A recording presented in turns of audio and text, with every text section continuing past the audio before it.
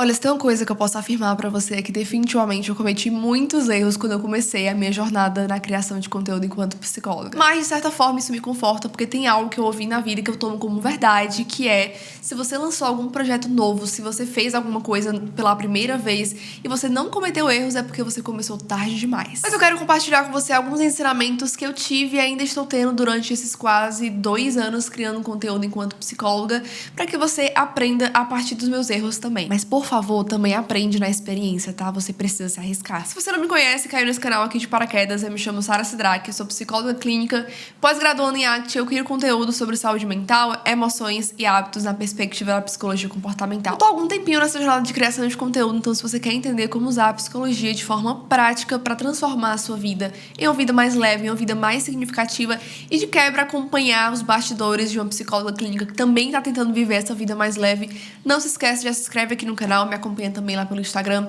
que eu também estou por lá. Vamos lá, se você não assistiu a parte 1 desse vídeo, eu vou deixar ele linkado aqui nos cards, também vai ficar ao final do vídeo pra você assistir esse vídeo.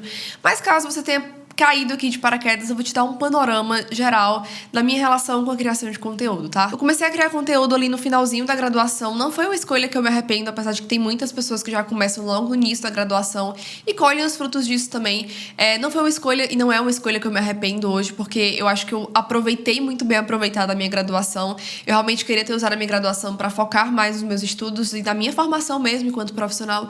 Então eu comecei a criar conteúdo ali no finalzinho, na verdade no começo do meu último ano de graduação. E desde então eu tenho aprendido muita coisa e tenho conquistado muita coisa também por meio da criação de conteúdo. Eu lembro que quando eu me formei, quando a minha agenda lotou em menos de 2 meses, foi por meio da criação de conteúdo. Boa parte da minha captação de clientes veio por meio do Instagram. E depois de um tempinho, a criação de conteúdo, propriamente dito, ela passou a ser uma parte do meu trabalho, ou seja, também é algo que hoje eu monetizo a partir disso. Então, assim, eu conto esse panorama pra você, porque eu sei que tem muita aversividade quando a gente fala sobre criação de conteúdo, principalmente na nossa profissão, mas eu sinto que a gente também precisa falar sobre o outro lado, que é o tanto que você pode conquistar, o tanto que você pode alcançar por meio da criação de conteúdo, por meio da internet, por meio do digital. E talvez esse foi um dos primeiros aprendizados que eu tive ao longo dessa jornada de criação de conteúdo, que foi parar de olhar para a criação de conteúdo como uma obrigação, como um fardo. E não, você não precisa amar estar fazendo isso aqui, você não precisa amar criar conteúdo, até porque eu sei que você não passou 5 anos na graduação para criar conteúdo e você provavelmente também não aprendeu durante a sua graduação. Você não precisa exatamente gostar de estar aqui, mas eu sinto que quando a gente começa a olhar para isso daqui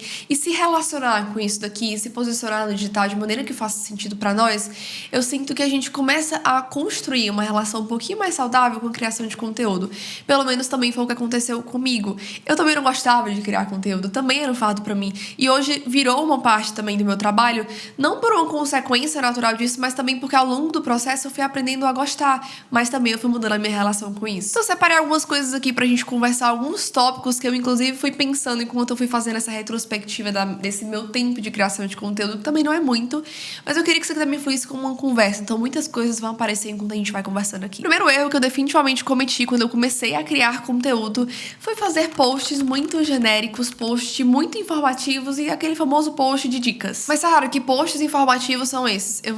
Vai aparecer aqui na tela alguns exemplos de posts que eu costumava fazer, que são posts informativos, são os famosos posts de dicas. E olha, gente, eu sou o tipo de pessoa que eu não gosto de ficar cuspindo regra aqui do tipo, faça esse tipo de post, não faça isso daqui, porque eu acredito muito que é algo que a gente vai conversar, que você precisa encontrar a sua maneira de criar conteúdo e o formato que funciona pra você. Mas se tiver uma regrinha que de fato eu não posso deixar de falar sobre ela, é que esse tipo de post não funciona mais. E eu falo isso pra que você invista seu tempo criando coisas que realmente sejam mais assertivas e venhamos e convenhamos, que sejam mais interessantes até mesmo pra você criar. Mas, Sara, por que esse tipo de post não funciona mais? Meu caro, você tá na era do ChatGPT.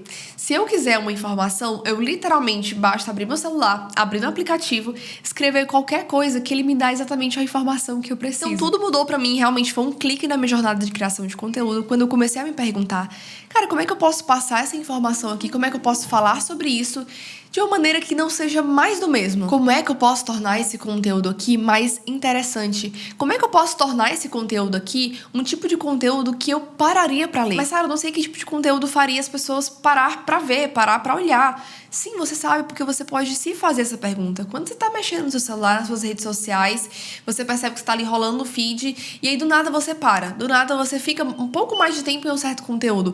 O que tem naquele conteúdo que faz você permanecer ali? E realmente esse foi um um filtro que eu comecei a construir enquanto eu mesma estou consumindo o conteúdo. Caramba, eu tava passando vários vídeos aqui e eu parei nesse vídeo aqui. O que tinha nesse vídeo aqui que fez eu parar nele? Ou caramba, eu vi esse post aqui no meu Explorar, no meio de vários outros posts, por que eu cliquei nesse post aqui e não em outro? Então, um erro que eu cometi no começo da minha criação de conteúdo foi fazer posts genéricos demais, posts informativos e só cuspindo informação e não me perguntar como é que eu poderia tornar aquele post mais interessante. Como é que eu poderia tornar aquele post não mais do mesmo no meio da multidão, mas um post que se destacasse. E aí foi nesse momento que eu comecei a estudar sobre copy e storytelling. E eu sei, já causou arrepios em você agora só de ouvir essas palavras, porque todo guru do marketing tá falando sobre isso e você não aguenta mais ouvir falar sobre isso, não entendeu o que é. Mas criar com copy, criar com storytelling nada mais é do que você conversar não só com a informação, mas você conversar diretamente com o seu público, você conversar diretamente com as sensações, com as emoções, com os pensamentos do seu público. E não, isso não precisa ser tocar na ferida, isso não precisa ser um marketing agressivo, isso na verdade envolve a habilidade que é conhecer o seu público. Com quem que você tá falando, pelo menos com quem que você gostaria de falar. E eu não tô aqui falando mais do mesmo de você definir um nicho, você definir uma persona, pelo menos não nos meios convencionais que a gente entende isso. Mas eu aprendi que um conteúdo que se destaca é um conteúdo que gera emoções e que desperta emoções nas outras pessoas. Que já nos leva para um outro erro meu, que foi ficar apegada demais a essa noção de nicho, de persona. Eu vou falar que foi um erro na minha experiência, porque por muito tempo eu fiquei apegada com isso e por muito tempo isso trouxe sofrimento pra mim. Eu ficava apegada demais à ideia de definir logo o tipo de demanda que eu atenderia na clínica, e isso eu estava no meu último ano de graduação ainda. Eu também não gostava da ideia de ficar linkando o meu perfil, o meu conteúdo a coisas muito específicas do tipo Sara Sidrack, psicologia e ansiedade. E tudo mudou quando eu percebi que eu não precisaria definir o meu nicho a partir de uma psicopatologia muito específica da clínica, mas que eu poderia conhecer o meu público de uma outra maneira. No meu perfil eu sempre falei muito sobre rotina, eu sempre falei muito sobre questões ligadas à ansiedade dentro da rotina, relação com o trabalho, coisas que nós, enquanto seres humanos, nós vivenciamos na vida, inseguranças, a nossa relação com as nossas emoções, até porque quando eu comecei a criar conteúdo, muito dessa leitura que eu tinha, ela vinha justamente da arte. Então, muito do meu viés quando eu criava conteúdo, quando eu crio conteúdo até hoje, vem a parte da arte, que é a minha abordagem. Então, eu queria falar sobre esse nosso relacionamento com as nossas emoções, com os nossos hábitos, mas isso me trazia muito sofrimento, porque na visão das pessoas do marketing, isso não era um nicho muito específico, e isso não me traria resultado se eu não focasse em um nicho muito específico. Então, muita coisa mudou quando eu entendi que, enquanto psicólogo cria conteúdo, eu não preciso reduzir, definir o meu público ali necessariamente a uma demanda. E quando eu pensei também, pode ser um pouco genérico falar sobre questões relacionadas à rotina, a ansiedade na rotina, tem muita psicóloga falando sobre isso. E aí entra um outro ponto, como é que você pode se destacar no meio de uma multidão que tá falando sobre a mesma coisa? E foi quando eu parei de cometer um outro erro, que foi ficar tentando me adequar a certos tipos de conteúdo, e eu comecei a encontrar o tipo de conteúdo, o formato de conteúdo que funcionava pra mim. Eu lembro que quando eu comecei a criar os meus vídeos pro Instagram, ainda tava muito em alta, ainda hoje está em alta, vídeos que são muito rápidos, vídeos que geralmente trazem alguma reflexão rápida ali no vídeo e o conteúdo vem mais na legenda, ou até mesmo vídeos que no geral eles são mais rápidos mesmo. E foi quando, contra tudo e contra todos os algoritmos, eu comecei a criar vídeos pro Instagram com mais de 1 minuto. E o que a gente tira disso? Teoricamente, um perfil que posta constantemente vídeos com mais de 1 minuto, teoricamente não seria o preferido do Instagram, e ele teoricamente também não entregaria pra muitas pessoas. Mas funcionou, e eu comecei a perceber que era um tipo de conteúdo, um tipo de formato de conteúdo que eu me sentia muito mais criativa criando, eu me sentia muito mais confortável criando, eu me sentia muito mais dinâmica criando. Então as coisas fluíam muito mais. Então criar conteúdo parou de ser tanto uma obrigação e começou a ser um momento que eu também me divertia, começou a ser um momento que eu também aprendia. Muito da minha didática e comunicação, inclusive, eu acabei desenvolvendo por meio desses vídeos. Então pare de ficar se agarrando a esse pensamento de que eu queria aprender a fazer certo tipo de conteúdo. Comece a testar e comece a experimentar qual que é o tipo de conteúdo que se adequa a você. Então é muito importante a gente estar aprimorando aqui os nossos pontos fracos, mas entenda também qual que é o seu ponto forte. Você se sente mais confortável criando posts em carrossel, por exemplo, ou você se sente mais confortável fazendo vídeos e vídeos falados, talvez. Ou não, Sara, eu me sinto mais confortável fazendo aqueles vídeos que é uma espécie de voice over, sabe? Eu falando por detrás do vídeo. Entenda qual é o tipo de formato que te diferencia, entenda qual é o tipo de formato que você também se sente mais confortável criando, porque é assim que você vai se diferenciar no meio da massa. Um outro erro que eu também cometi no início da minha jornada de criação de conteúdo foi ser impessoal demais na minha criação. De novo, eu tava só criando posts informativos ali e em nenhum momento eu falava sobre quem era a pessoa que tava por detrás daquele perfil. Então, de novo, se eu posso conseguir esse tipo de informação aqui na internet, se eu posso conseguir esse tipo de informação aqui no perfil, inclusive, de outra psicóloga, por que eu vou ficar nesse perfil aqui em específico? Foi quando eu comecei a levar a sério e levar em consideração aquela máxima que a gente sempre fala de que pessoas se conectam com pessoas. E principalmente quando a gente tá falando do nosso trabalho, principalmente quando a gente tá falando de um serviço que precisa gerar identificação. Então, uma outra pergunta que começou a surgir pra mim, surgir quando eu tava criando os meus conteúdos, era como é que eu posso trazer uma pitada de Sarah nesse conteúdo aqui? Como é que eu posso me colocar nesse conteúdo aqui de forma que as pessoas saibam que fui eu ou que, de alguma maneira, eu estou nele? Então, foi quando eu comecei a criar conteúdo sobre a minha rotina, eu comecei a criar conteúdo sobre os meus bastidores, eu comecei também a ser um pouco mais vulnerável na minha criação de conteúdo. E quando eu tô falando vulnerabilidade aqui, eu não tô falando de a gente ultrapassar a linha da privacidade e fazer coisas que te deixam desconfortável, porque eu acredito que eu falei isso no outro vídeo. Então, uma coisa que eu me orgulho no meio da criação de conteúdo é que eu nunca fiz algo que feria os meus valores, eu nunca fui além de onde eu estava disposta a ir. Mas foi quando eu comecei a me posicionar, e querendo ou não, se posicionar envolve estar vulnerável, porque quando você se posiciona, quando você tá mostrando e falando sobre os seus valores, você também corre o risco de ter alguém que não vai concordar com você. Correr o risco de estar desagradando alguém que pensa diferente com você é estar vulnerável. Então foi quando eu comecei a entender que pra eu me posicionar, eu precisaria entender muito bem quais que são os meus valores, como é que eu me posiciono enquanto psicóloga. Então foi quando eu comecei a mostrar para as pessoas, olha, eu não acredito no mito do psicólogo neutro. Então foi quando eu comecei também a falar para as pessoas, olha, existe uma pessoa humana por detrás da psicóloga. Então em um ponto desse vídeo eu falei que você precisava conhecer intimamente o seu público, mas eu também vou falar para você que você precisa se conhecer intimamente.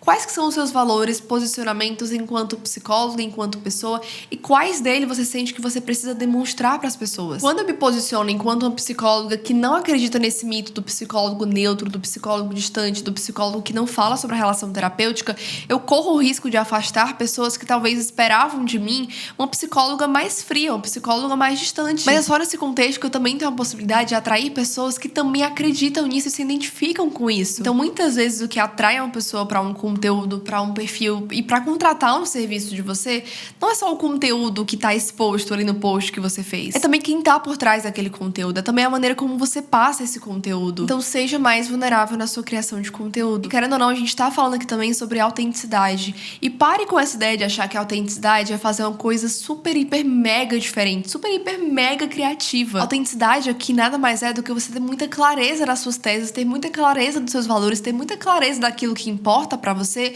e você ser coerente também em transmitir isso. Mas eu não vou mentir pra você e falar que é fácil fazer isso. Sim, exige coragem. Sim, exige vulnerabilidade. Mas pra correr o risco de ter algumas pessoas se identificando com você, você também vai precisar correr o risco de ter algumas pessoas discordando de você. E um outro erro que eu também cometi, que roubava muito o meu tempo, era criar sem estratégia. Era ficar criando posts e posts apenas pra preencher ali os meus 3 posts semanais e não tinha nenhuma função, não tinha nenhuma estratégia por detrás daquele post. Então, antigamente, muito do meu raciocínio, da minha lógica por detrás da criação de conteúdo era me esforçar muito para pensar em alguma informação, criar um post a partir disso. E hoje em dia o percurso ele já é um pouco diferente. Eu penso muito mais qual que é a minha função a partir desse conteúdo, o que eu espero com esse conteúdo, e a partir disso muitas vezes vem algumas ideias. Então, a minha função com esse conteúdo é falar sobre um serviço que eu vendo, ou a minha função com esse conteúdo aqui é atrair pessoas que potencialmente comprariam o serviço que eu tenho. A função desse conteúdo é mostrar os bastidores do meu serviço e, querendo ou não, atrair o meu público,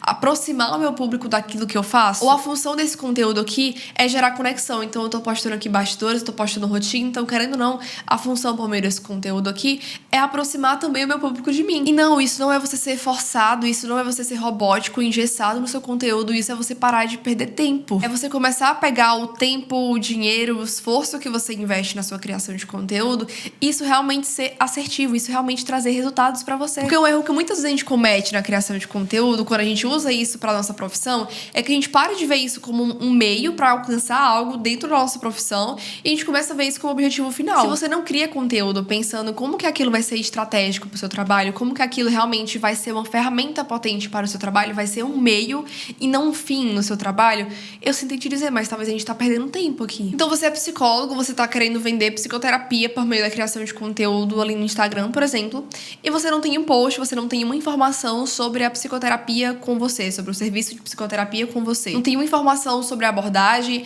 não tem uma informação de como é que seria ter você como psicólogo. Você percebe, então, que muito provavelmente seu conteúdo ele não tá sendo útil pra vender o seu serviço? Se ele não tá sendo útil pra vender o seu serviço, pra que ele tá sendo útil? Então comece a criar com mais estratégia. Comece a se fazer essa pergunta quando você for criar o seu post. O que eu espero por meio desse conteúdo aqui? Eu espero só passar uma informação ou tem uma estratégia clara por detrás desse conteúdo, desse post? É gerar conexão com o meu público, é aproximar o meu público de mim. É reforçar um posicionamento meu. Ou é falar sobre um serviço que eu vendo, é falar claramente sobre um serviço que eu vendo. Ou é fazer o meu público perceber que ele precisa do serviço que eu vendo. Então crie com estratégia, crie de maneira mais assertiva pra fazer valer a pena o seu esforço e o seu investimento. Um outro erro que eu cometi, que inclusive me veio agora enquanto eu estava falando sobre isso, é ficar focando apenas em uma plataforma. Achar que criação de conteúdo se resume a Instagram. Eu lembro que no começo da minha clínica eu fiz um site pra mim e ele tinha uma função muito mais de organizar bonitinho ali algumas informações sobre mim, mas eu preciso falar pra você que muitas vezes eu já recebi mensagens de pessoas interessadas a partir do meu site. Depois de um tempo foi também quando eu comecei a criar conteúdo aqui para o YouTube. Pasme, muitas pessoas já vieram procurar os meus serviços e muitos psicólogos já vieram procurar o meu infoproduto a partir da minha criação de conteúdo aqui no YouTube. Então varie também um pouco as suas estratégias. Talvez você se sinta mais confortável criando conteúdo aqui pro YouTube. Ou não, eu me sinto mais confortável criando conteúdo lá pro TikTok. É uma plataforma que eu conheço mais, que eu me sinto mais confortável. É uma plataforma que tem um potencial de alcance maior. Quando eu comecei a criar conteúdo aqui no YouTube também, tinha muito a função de aprofundar o que eu já fazia lá no Instagram. E querendo ou não, ficar também mais próxima do meu público, porque aqui a gente consegue conversar muito mais e por muito mais tempo. E eu sei que envolve trabalho, eu sei que envolve esforço estar aqui, mas varia um pouco também as suas estratégias. Tem gente que se dá muito melhor, por exemplo, no TikTok e talvez não se dá tão bem assim no Instagram, que passou muito tempo tentando bater na cabeça lá no Instagram, foi pro TikTok e funcionou melhor pra ela. Então o erro que eu cometi no início, que eu estou tentando me redimir dele agora, é não ter variado as minhas estratégias de criação. E por fim, eu tenho mais 2 erros pra compartilhar com você, que esses definitivamente me tiraram no estado assim de inércia na criação de conteúdo. Mas se esse vídeo tá fazendo sentido pra você, não esquece, deixa o seu like aqui embaixo, porque isso me ajuda a criar conteúdo de maneira mais assertiva. Isso, inclusive, me ajuda a entender que esse vídeo fez sentido pra você. Compartilhe esse vídeo também com algum psicóloga que você conhece ou estudante de psicologia que também precisa aprender a partir desses erros. O penúltimo erro que eu cometi foi ter comprado vários cursos e não ter colocado as coisas em prática. Não adianta, você não precisa de mais um curso, você não precisa daquele curso sobre copy, você não precisa daquele curso sobre storytelling. Vamos fazer um combinado aqui? Você só vai comprar o próximo curso quando você começar a colocar suas coisas em prática. A gente cria conteúdo, a gente faz as coisas e no meio do caminho a gente vai aprendendo. E não foi à toa que eu comecei esse vídeo falando pra você que eu não me arrependo desses erros que eu cometi, eu não me arrependo de ter começado a criação de conteúdo dessa maneira, porque isso significa que eu não comecei tarde demais. Sim, eu esperei saber um pouco, eu comprei alguns cursos e não coloquei em prática pra começar a criar algumas coisas, mas teve um certo ponto que eu falei, cara, não tem jeito, não tem saída, eu vou precisar me arriscar, eu vou precisar errar. E esse é o último erro que eu queria compartilhar com você, não estar disposto a errar, querer criar conteúdo, querer fazer algo novo, querer se desafiar em alguma coisa e não estar disposto a errar. Eu só tô aqui compartilhando esses aprendizados com você, eu só aprendi coisas a partir deles porque eu precisei estar num contexto de erro. Eu faço questão de não apagar os meus posts antigos, os primeiros posts que eu fiz quando eu comecei a criar conteúdo, porque aquilo é um lembrete pra mim e também é um lembrete pras pessoas. É um lembrete pra mim de que eu não comecei já fazendo as coisas que eu faço hoje, sabendo das coisas que eu sei hoje, e também é um lembrete pras pessoas de saber que eu tive um início também. Então talvez o problema aqui não é que você não tem tempo, não é que você não tem equipamento X, não é que você não tem conhecimento Y, talvez o problema aqui é que você não tá disposto a errar, a começar. Sim, em um ponto também falei pra você que não criar conteúdo aleatoriamente, não criar conteúdo sem estratégia, isso não significa você ficar travado nessas coisas. Inclusive, aprender a criar conteúdo estrategicamente, aprender a criar conteúdo com uma função clara é algo que até hoje eu tenho aprendido. E eu vou falar essa agora que talvez seja uma pedra no sapato de muitos psicólogos, eu quero que você escute isso com a maior gentileza do mundo, porém com firmeza também. Essa desculpa que você se dá de que você não cria conteúdo porque você tem muito medo de ser antiético na sua criação de conteúdo, talvez seja uma esquiva de lidar com o desconforto que é criar conteúdo. Essa é uma das coisas que eu mais vejo psicólogos paralisados na criação de conteúdo, o medo de ser antiético. Vem cá, vamos aqui pra um papo cabeça rapidinho, tá? Se você passa boa parte do seu tempo com medo de ser antiético na hora da criação de conteúdo, a probabilidade de você ser antiético na hora de você criar conteúdo é baixa, porque você tá com esse filtro já na sua mente aí o tempo inteiro. Enquanto isso, você não tá se posicionando de maneira assertiva, de maneira ética nas redes sociais, e tem um charlatão que tá fazendo isso por nós. Então não, você não precisa de mais um curso, você não precisa de mais um aprendizado, você precisa sair desse vídeo e tirar ali do papel e tirar do seu Notion ali o seu próximo post. Eu espero que esse vídeo tenha sido útil pra você. A minha ideia é trazer cada vez mais e mais conteúdo sobre criação de conteúdo pra psicólogos, porque eu sei que é uma dor muito grande pra gente. A gente não estudou pra estar nesse lugar, mas eu também reconheço que é um lugar que ele é muito potente. Eu reconheço que é um lugar que por meio dele eu conquistei muitas coisas e por meio dele também me aproximei de muitas pessoas e muitas pessoas que são muito especiais. E é por meio dele também que eu tenho conseguido construir uma comunidade que é muito significativa. Inclusive, se você não conhece o PEC Psi Essentials, eu tô começando a parar de chamar ele de PEC, começar a chamar de comunidade, porque foi isso que ele virou. É um lugar pra você que é psicólogo, pra você que é estudante de psicologia e muitas vezes se sente perdido na prática clínica, no meio de um monte de organização, de burocracias, de documentos, de ferramentas, de atividades. Lá dentro do PEC, a gente tem mais de 40 materiais entre documentos psicológicos, ferramentas necessárias pra prática clínica, atividades pra você usar na sua clínica e várias outras aulas e encontros ao vivo pra gente conversar e aprender sobre coisas que a gente não aprendeu durante a graduação, incluso criação de conteúdo. Então, se é desse lugar que você precisa, se você sente que você precisa otimizar a sua clínica e destravar muitas coisas na sua clínica, você encontrou o seu lugar, eu vou deixar o link aqui na descrição. Não esquece de se inscrever aqui no canal e eu te espero ansiosamente no nosso próximo vídeo.